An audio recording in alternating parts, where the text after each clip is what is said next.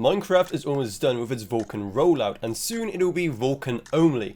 As such, it also increased the system requirements recently, and you may be thinking to yourself, well, how does this make any sense? A minimum of a GTX 950, a recommended 2060 for a game that looks like this? Well, no, it's not just that the game is poorly optimized, there is a legitimately good reason for it. You see, you're gonna need at least Vulkan 1.3 to actually run Minecraft, and that was introduced with the GeForce 900 series, the RX 400 series on the AMD side, and all Intel graphics cards supported. Now, you might remember I've tried Vulkan before, at least tried to try it, because it just refused to run on my graphics card. It would just default to integrated graphics no matter what I did. So now in 26.3 snapshot 6, we'll be seeing if the situation is any better. So we are running OpenGL right now, as you can see, and we're getting around 250 to 300 FPS. Again, given how this is Minecraft, it fluctuates so much. Like, look, I'm not doing anything. I'm not even touching the keyboard, and just take a look at how much the FPS is just jumping up and down. I'm just going to switch over to Prefer Vulkan right here.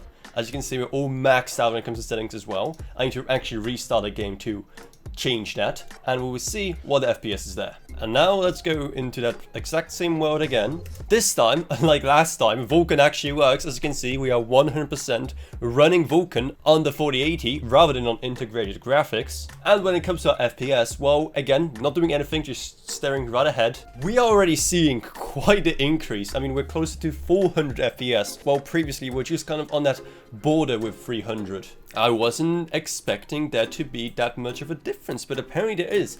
Now, don't get me wrong, you won't be seeing a difference in too many other areas when it comes to performance. Like, for example, one thing that very often lags Minecraft is things like physics, or like having a lot of mobs, or say, I don't know, just tons of hoppers doing tech updates. Those things won't really change with Vulkan, because all that Vulkan dictates is how the game is rendered, right? Like how all the things you see here are eventually rendered, you know, that's the main part of this change. Likewise, by default, it won't have any effect on, say, the quality of the game itself. Like, if you look at this right here, this will look exactly the same rendered in OpenGL or Vulkan. However, that doesn't mean that they can't do more Vulkan in the future. Any future first-party work to the game in terms of things like lighting or shadows or anything like that will be able to use everything that Vulkan has to offer. Not to mention that any kind of third-party tools like shaders, which by the way will all have to be basically redone to run in Vulkan rather than OpenGL.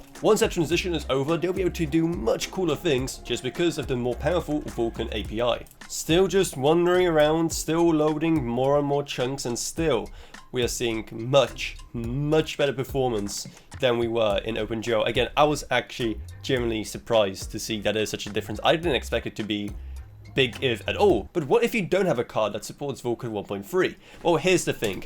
Right now, you can actually switch between what you want, between Vulkan or OpenGL, but eventually this little switch right here will go away, and the game will be Vulkan only. Right now it just supports 2 because it's still that kind of transitionary period. Another thing about APIs is that which ones are best and which ones perform better on what hardware is a very complicated question. We covered that before in games like Rainbow Six Siege, for example, when it supported both DirectX and Vulkan, talking about the differences in performance in both and how different PCs had very different results. So definitely subscribe so you don't miss part 3 of this, where we'll be checking out a bunch of different CPU and GPU configs from Team Green, Team Red and Team Blue, including some really old stuff to see exactly which combinations work best with Vulkan and which with OpenGL, so you can see exactly what the impact could be depending on which parts you use. And speaking of, what do you think the impact will be for you?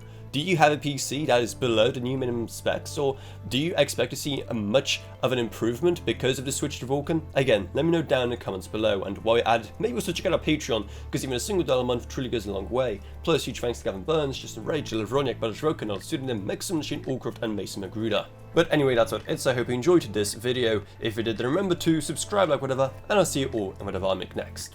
Goodbye everyone. Goodbye.